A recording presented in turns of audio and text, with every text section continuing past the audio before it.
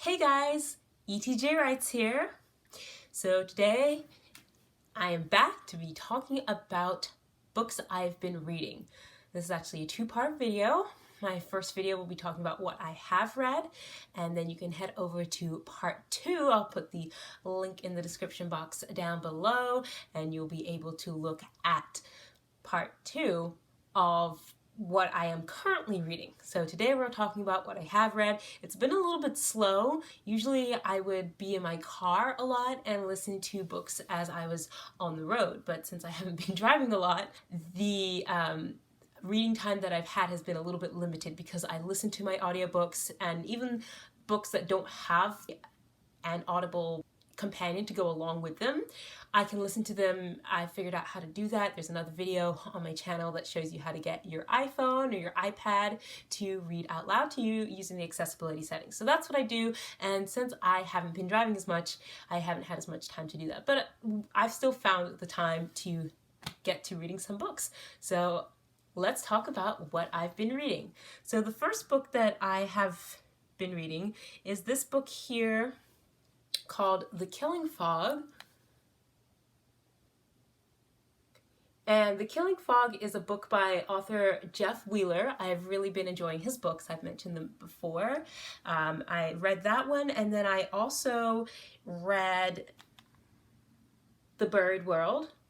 And I'm still reading the third book in the series, so I don't want to spoil anything for anybody, but it's really different from what he's ever written before. So it's kind of been interesting listening to that and hearing a whole new fantasy world. The narrator took me a little bit of time to get used to. It was a different narrator than his other stories, many of his other stories, and does different things with her voice when she's reading. And so it took me a while to get used to that, but she does do a lot of different voices for all the characters, and I appreciate that. I think it's really, really fun when you have different voices for the characters rather than just being all the same. Like I unfortunately get with my accessibility settings default voice on my iPhone. One of the things I enjoy about this series is the world building. It's very, very long. The first book kind of just sets up the whole world, but it's just so rich, you kind of almost don't mind that the plot just kind of takes a while to kick off. If we're looking at the idea of the hero's journey, there's this thing called the refusal of the call, which is when sometimes a hero is supposed to do something and they say, no, I'm not going to do that. It's not for me. I don't want to go on this big adventure. I'm happy at home. And usually it just takes a short amount of time. Something catastrophic happens and then the hero is off on their adventure. But the hero in this story spends all of book 1 and part of book 2 running away from the call. And I found that really, really interesting that the hero does not want to be the hero, adamantly, vehemently does not want to be the hero. And it's really fun to kind of follow along with that character who says, no, I do not want to save the world. Guys, leave me alone. Why do I have to be the one to do it? And the author has done a great job of kind of the character growth and the arcs of all the different characters, because there's definitely a couple other characters who they want to be the ones to save the world. And they're like, come on, get it together. So I've really been having fun reading that. The author got a lot of his inspiration from China, and he says in one of the end notes for his book that he has studied martial arts for a really, really long time. And you can see that in all of the different fights, not only in this book, but in many, many of his other books. There's usually somebody that knows some sort of martial arts, and he throws that in there, which is a really fun little treat. It's not just all swords and shields. Now, one of the other books I've been reading, or that I read, is this book, Woodwalker, by Emily B. Martin. It's an interesting book. I liked it. It wasn't my favorite because even though it's really, really important to talk about conservation and preserving the forests, sometimes that kind of took over the book to the detriment of the story, and it was just got a little bit much at times, just personally for me. But if you're really, really into conservationist practices and environmentalism, and if you're a forest ranger yourself, a park ranger, you'll really love this book because it really focuses on how to safely and respectfully navigate through the forest. So if you like that kind of stuff, check this book out. And like I said, it wasn't particularly my cup of tea, but it might just be yours. There's a fun little twist that I sort of kind of figured out halfway through the book. I didn't quite have the full details of it down, but when it happened, I was like, oh, okay, that makes total sense.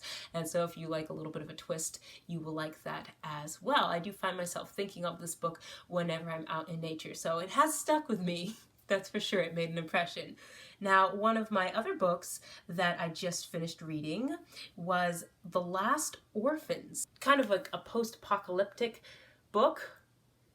It focuses on this group of teens and younger children that are all that's left after some mysterious force wipes out all the adults. And when I say mysterious force, it's this force that's causing these animals to go crazy and attack each other, attack the parents and all the adults over the age of 18.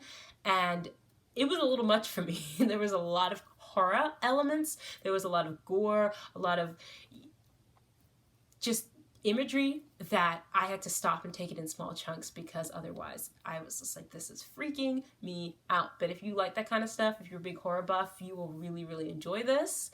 Sometimes the characters were a little bit shallow at the beginning, but as the story progressed, they really got fleshed out, and I really found myself rooting for these characters. Like, come on, you have to accomplish your goal. About halfway through the book, they stated an objective that was clear, but still there was a lot of kind of road bumps in the way, and you get to the end of the story and you're like, now what? So I'm excited to read what happens next.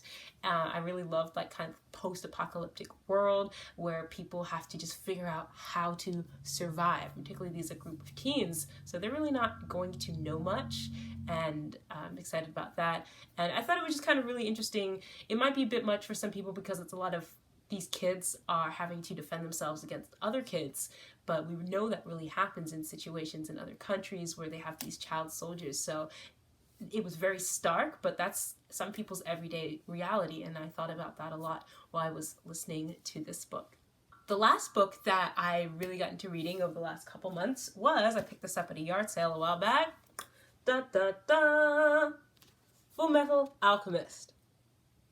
Now, I used to be super into manga and anime. I went through a phase when I was about between like 14 and 17 where I just read manga and anime all the time. And so as I was reading this, there was a lot of fond memories brought back. Definitely, got used to reading comics from right to left, so much so that I still struggle when I read comics online because I automatically default to reading them right to left, and I have to remember, no, this is an American comic, I gotta read it left to right. But yeah, I thought the artwork was really good. There's a couple pages right at the beginning. There's a really nice section, and I've always thought it's neat how anime uses manga uses the dark panels to indicate flashbacks. I think that's really cool, and you can kind of get the idea. I mean, this is really pretty artwork for the beginning of the series here. It's kind of like your typical anime in that, they've got these action scenes, and then you have scenes that are supposed to be funny. Here, this is kind of both at the same time. He's punching him, but he's got a really comical face. So I really had a lot of fun reading it. I think if I were younger, I would want to read the whole series. Now that I'm older, I kind of it has to really grip me. And I think maybe if I got into watching the anime, and I know there's 2 animes, but if I got into watching the anime, maybe I would get into it and enjoy it more. As it was, I just enjoyed it. I don't know if I'll read the rest at this point in time, but for what it is, I definitely recommend this. If you like anime and manga, you will probably very much like this. I really love the cover design because it's really a wraparound cover. It's a full jacket instead of full metal. So that's what I've been reading, and I really enjoyed all these books so far. Like I said, there's a couple that weren't quite up my alley, but they were still well written, still good books, so I encourage you to check them all out, and check out part 2 for what I'm currently reading, and I'll see you in the next video. ETJ out.